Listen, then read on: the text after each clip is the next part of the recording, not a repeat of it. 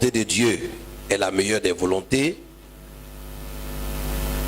Exode 32, Dieu dit que nous devons enseigner et insister et développer le thème qui concerne le péché. J'aurais bien voulu parler d'autre chose. Exode, chapitre 32, verset 19, à partir du verset 25, ça peut aller, verset 25. Je lis la parole. Moïse vit que le peuple était livré au désordre et qu'Aaron l'avait laissé dans ce désordre, exposé à l'opprobre parmi ses ennemis. Moïse se plaça à la porte du camp et dit: à moi ceux qui sont pour l'Éternel. Et tous les enfants de Lévi s'assemblèrent auprès de lui. Moïse se plaça à la porte du camp et dit: à moi ceux qui sont à l'Éternel. Et tous les enfants de Lévi, donc les Lévites, s'assemblaient auprès de lui. Et il leur dit: ainsi parle l'Éternel, le Dieu d'Israël, que chacun de vous mette son épée au côté, traversez et parcourez le camp d'une porte à l'autre, et que chacun tue son frère, son parent. Que chacun tue son frère, son parent.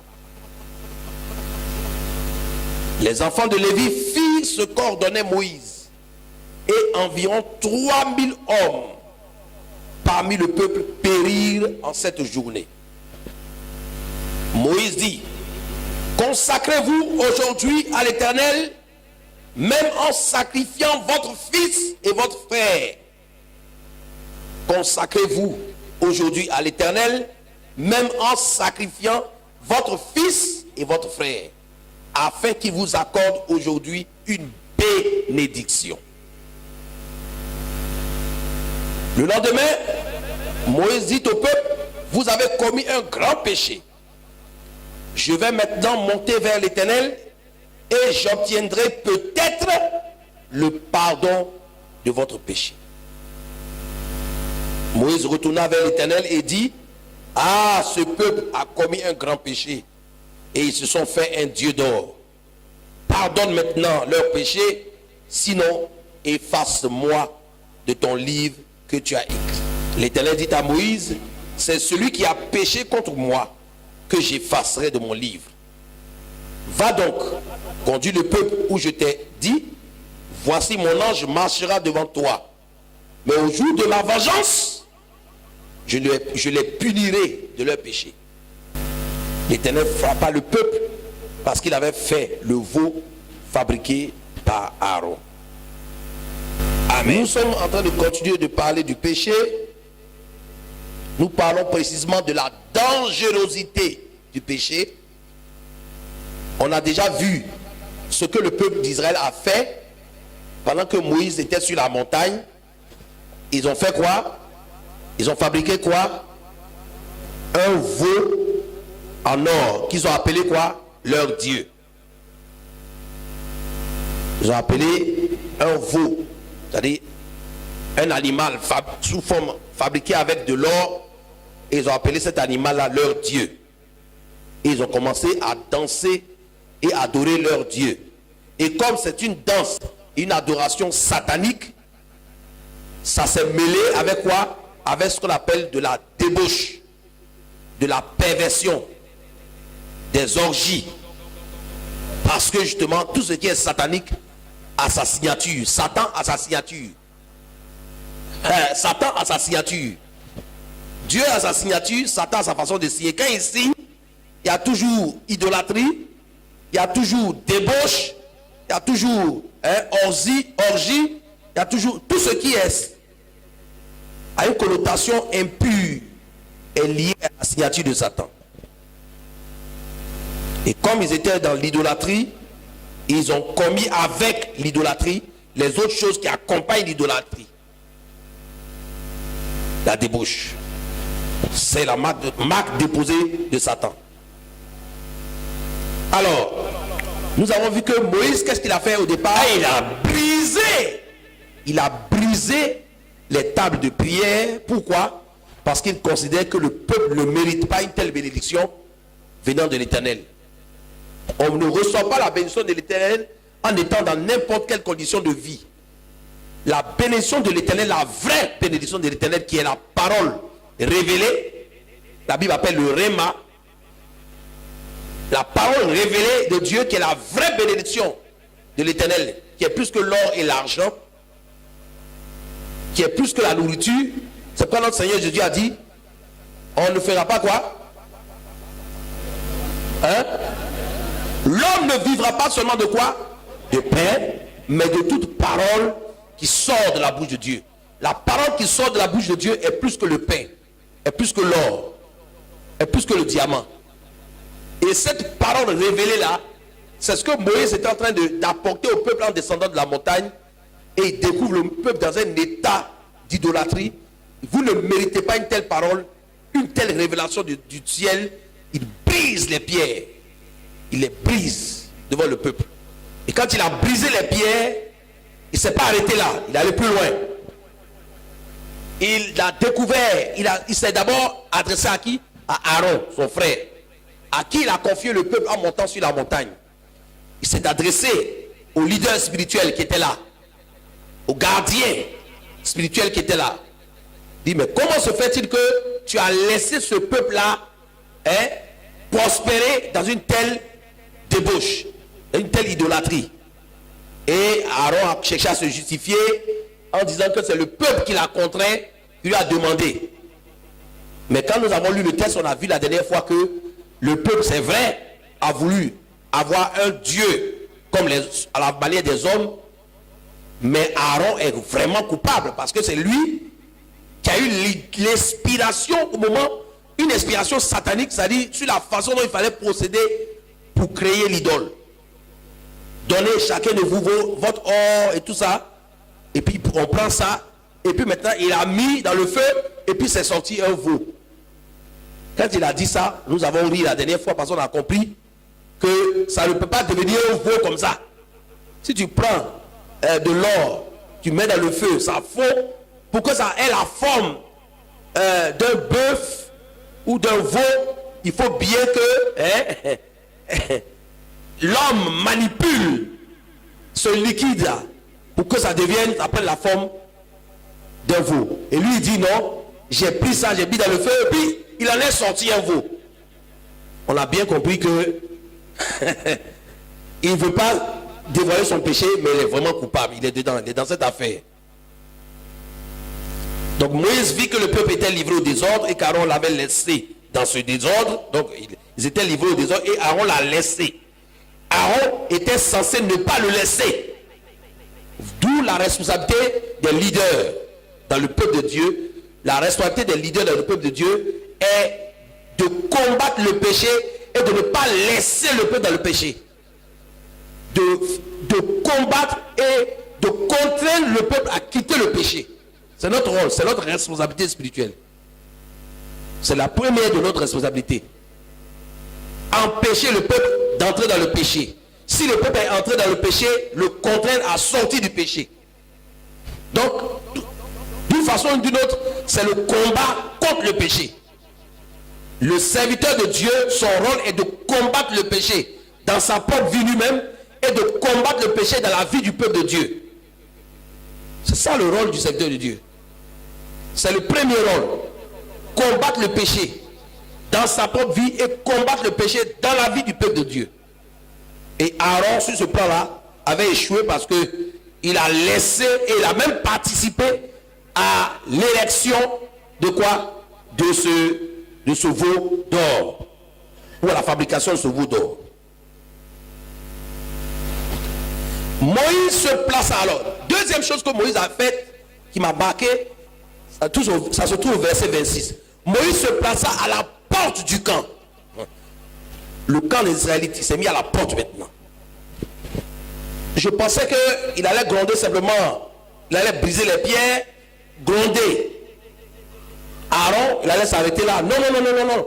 Le péché est tellement grave qu'on ne s'arrête pas dans le combat contre le péché. On traque le péché, on le poursuit et on le poursuit jusque dans son dernier retranchement.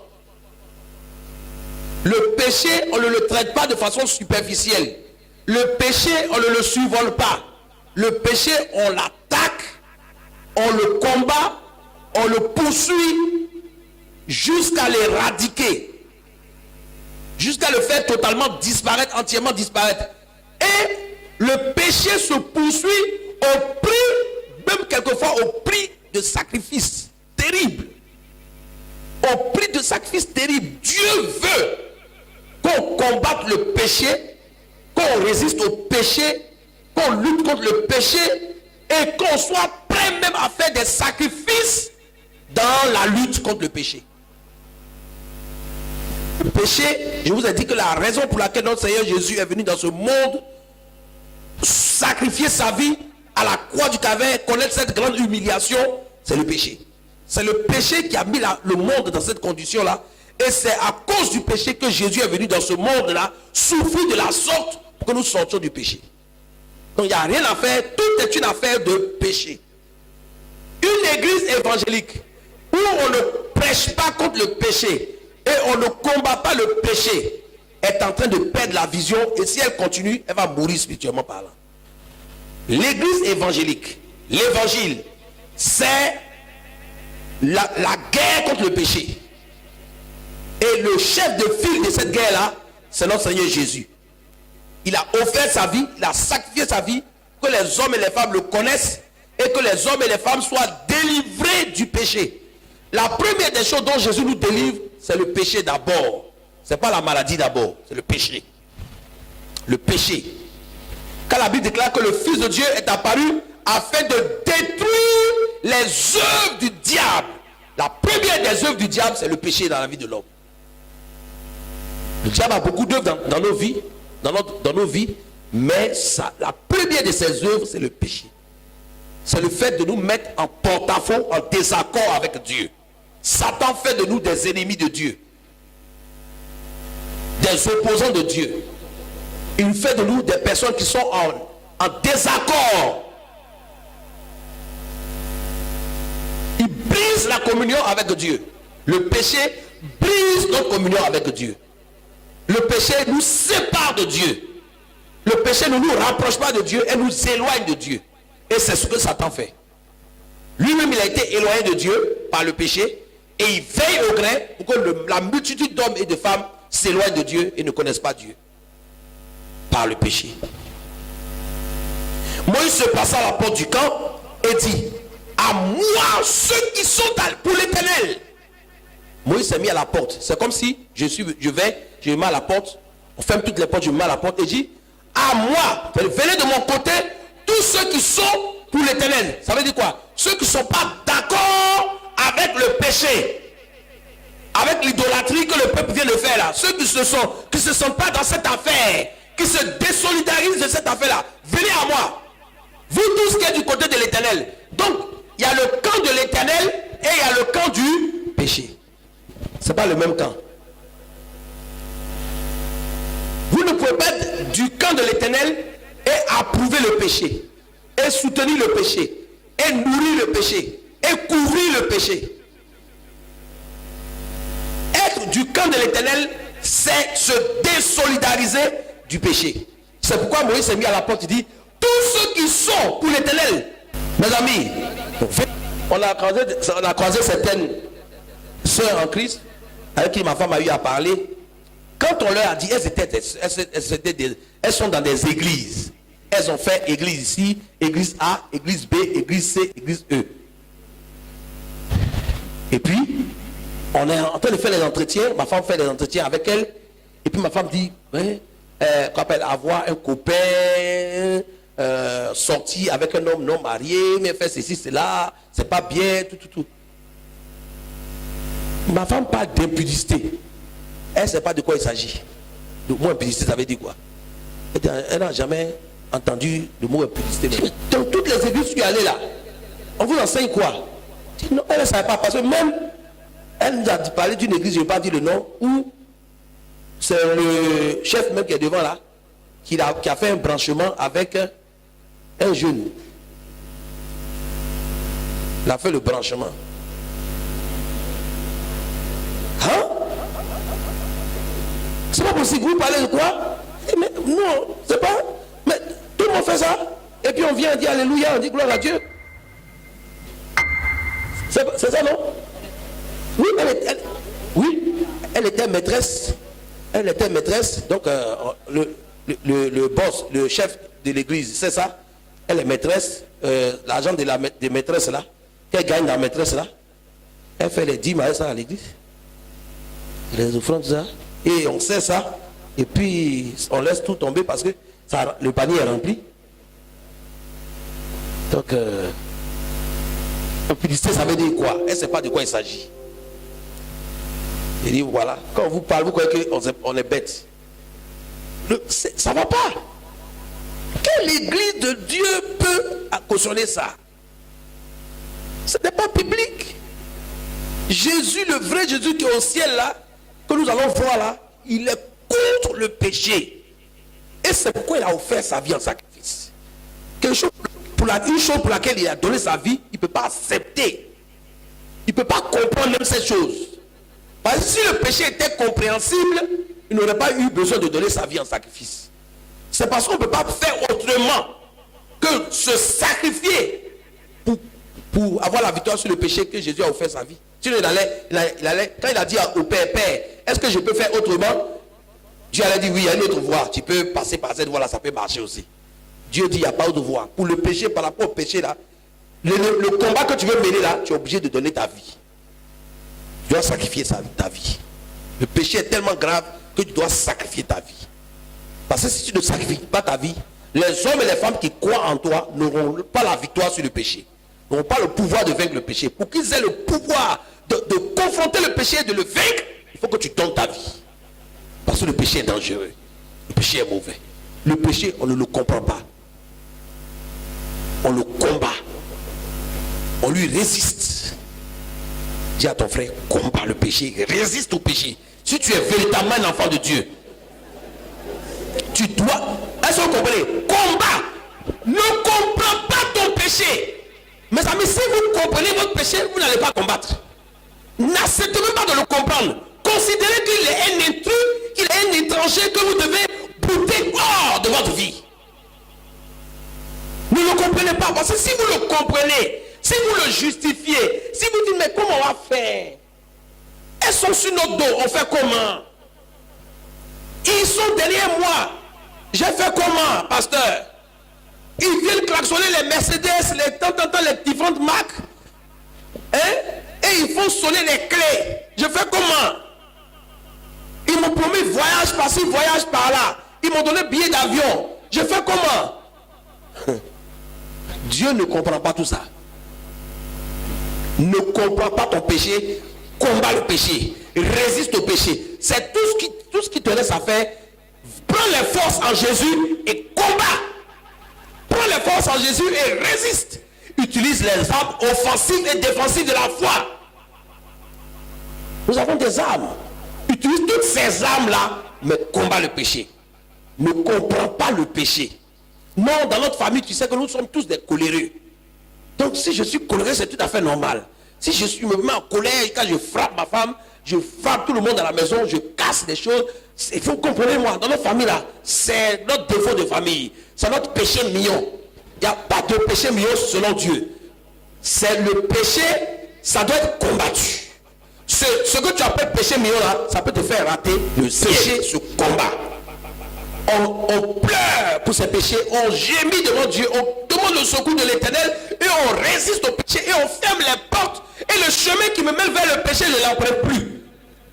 Si le chemin qui me mène vers le péché, c'est ce site internet là, je détruis ce site internet là dans tous mes smartphones. Si c'est ce numéro de téléphone là, je l'efface de tous mes numéros. Voilà, je l'efface de mon répertoire. Parce qu'il me mène vers le péché. Tout ce qui me conduit vers le péché, je le détruis. Si je ne détruis pas ce qui me mène vers le péché, c'est que je me fais ennemi de Dieu. Dans ma chambre, cette photo-là me rappelle des choses de mon passé. et me rattache au péché du passé. Cette photo-là, je la détruis. Je ne peux pas la garder et puis continuer à Dieu, pardonne-moi pour mes péchés. Et puis je garde la photo. C'est contradictoire. Quand tu dis Dieu, je te demande pardon pour le péché, ce qui te mène vers le péché, là, tu détruis ça. En ce moment, Dieu te comprend. Tu es logique. Tu es logique avec toi-même. Mais tu ne peux pas dire Seigneur, je ne veux pas. Et puis les adresses, les numéros de téléphone, les Facebook, les amitiés, sur Facebook, tu es toujours là. L'amitié par laquelle tu vois les images bizarres là, tu gardes ça. Et puis tu dis Seigneur, je te demande pardon. Oh Dieu, le péché n'est pas bon. Je condamne le péché. Je brise le péché. Ouais, tu condamnes le péché, tu brises. Tu dois le briser quand il est là. Pas dans la prière. Quand tu finis de prier, maintenant quand le site là sur lequel il vient là, tu le bloques. Tu le fermes. En ce moment, tu es conséquent avec toi-même. Ta prière ressemble à ton comportement. Mais tu ne peux pas prier comme ça et puis avoir un comportement qui va dans le sens d'attirer le péché. En ce moment, Dieu dit, mais tu es un plaisantin. Tu es un plaisantin. Quand tu n'aimes pas quelque chose, tu fuis la chose. La Bible dit quoi? Fuyez l'impudicité. On n'a pas dit rester à côté de l'impudicité. Hein?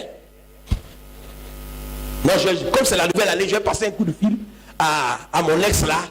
Vous lui dites, c'est bon, bonne heureuse année. Regardez des choses là. Donc tous les gens qui sont sur la terre là, tu peux pas leur dire bonne heureuse année. Hein? C'est l'arbre de la connaissance du bien et du mal là, qui va te détruire là. C'est en bas de cet arbre là, tu vas mettre quoi? Ta natte. Pour te prendre, parce qu'il fait chaud aujourd'hui, le soleil, je vais me coucher en bas de l'arbre et c'est cet arbre que tu as choisi. Tu es mauvais. Toi-même, tu sais que tu es mauvais. Tu es mauvais. Tu ne peux pas aller mettre la natte en bas de l'arbre de la destruction de ta vie et tu dis que tu veux une délivrance. Non. Comment tu as fait pour te retrouver même à côté de cet arbre? Tout ce qui te mène vers cet arbre, tu dois fermer, couper. C'est ça qu'on appelle le combat contre le péché. Il y a des choses que le Saint-Esprit ne fera pas à notre place. Ça, Dieu ne peut pas faire ça pour toi. Cet aspect des choses-là, ta décision, ta volonté, ton attitude personnelle qui fait que le péché s'éloigne de toi là, ça c'est toi qui dois mener ce combat. Dieu ne va pas faire ça pour toi.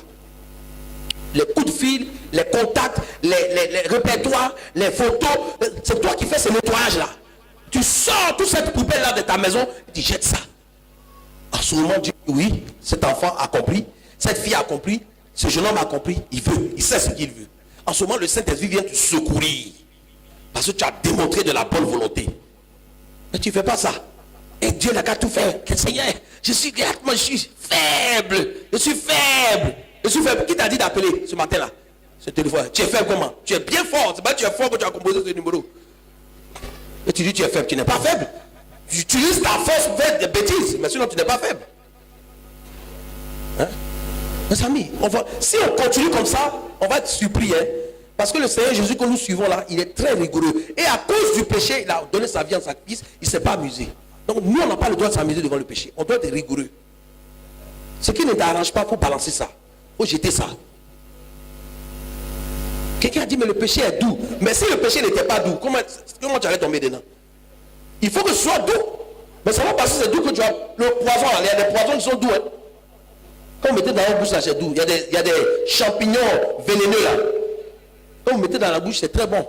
Mais 30 minutes après, vous mourrez. Alors, ça va passer, c'est doux que c'est bon. C'est doux, mais ce n'est pas bon. Donc tu ne dois pas faire, tu ne dois pas prêter ce chemin. Vous comprenez? Dis à ton frère, tu es responsable. Encore.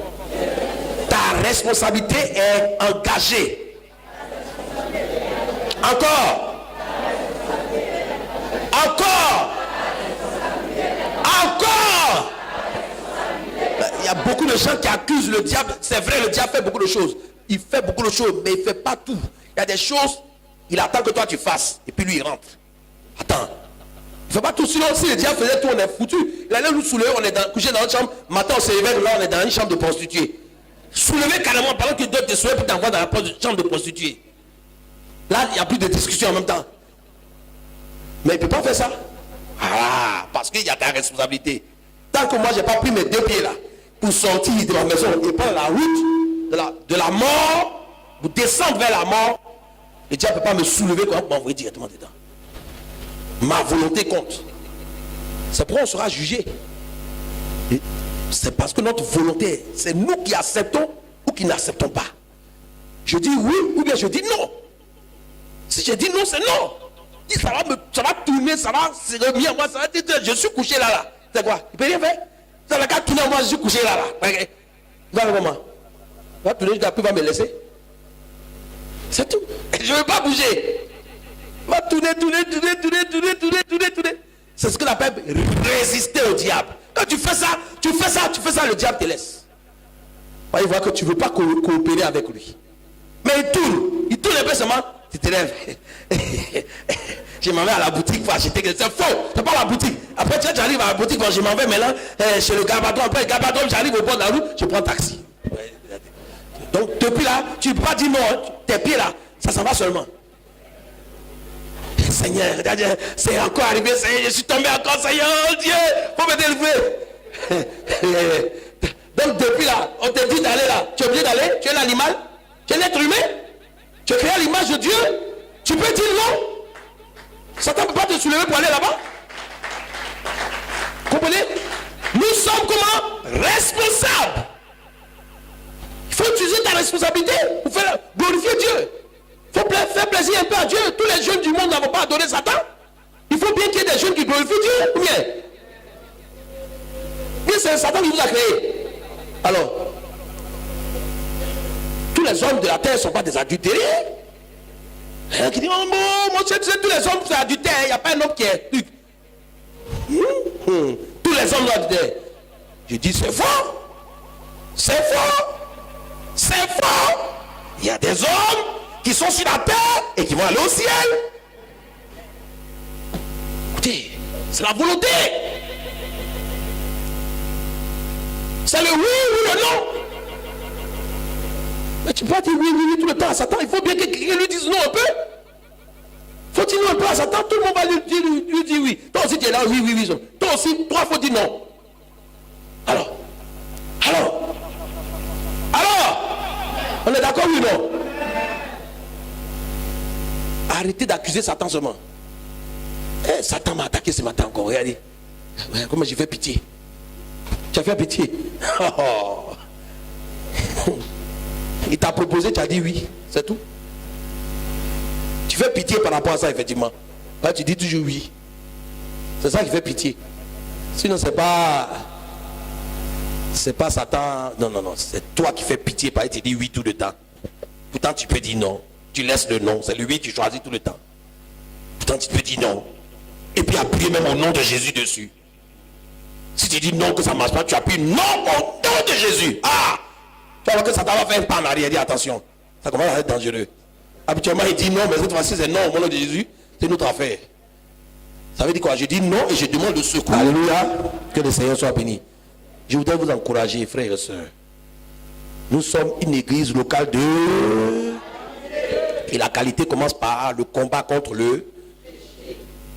C'est d'abord là, la qualité. Il y a d'autres qualités, mais c'est d'abord ce côté. Ils aimeront le plaisir plus que Dieu. C'est ce que la Bible dit. Le plaisir plus que Dieu. Le plaisir devient un Dieu en face de Dieu, qui lutte avec Dieu. C'est ça. Le péché, les temps de la fin des temps, le plaisir devient un Dieu en face de Dieu et qui lutte avec Dieu. Le plaisir. Et Dieu seul sait ce que le plaisir fait aujourd'hui dans ce monde. Tout le monde veut du plaisir. Et à cause du plaisir, ils abandonnent Dieu. Dieu ne peut pas comprendre ça. Que le plaisir devienne Dieu pour toi. Que Dieu nous aide en 2018 à être une église locale de qualité en combattant le péché. On se tient debout à la prière. Inclinons-nous dans la prière, approchons-nous de Dieu. Disons à notre Dieu, nous voulons combattre le péché. Nous voulons résister au péché. Nous voulons être des hommes et des femmes, des jeunes filles qui vont te faire plaisir, qui ne vont pas te déshonorer comme tous celles qui t'ont déshonoré. Nous voulons des jeunes gens qui ne vont pas te déshonorer comme les autres. Nous voulons des hommes qui ne vont pas te déshonorer comme tous ceux qui t'ont déshonoré. Nous voulons des femmes qui ne vont pas te faire honte dans Abidjan ici. Seigneur notre Dieu, donne-nous la grâce de résister, de combattre le péché par la puissance du Saint-Esprit et de choisir Dieu au lieu du plaisir. De choisir Dieu à la place du plaisir. Nous voulons te plaire C'est toi que nous voulons, à toi que nous voulons donner, d'avoir de la joie, d'avoir du plaisir. Nous ne voulons pas nous plaire et détruire notre âme. Nous ne voulons pas tirer du plaisir au détriment de notre âme. Seigneur, aie pitié de nous. Nous voulons te plaire. Prions le Seigneur.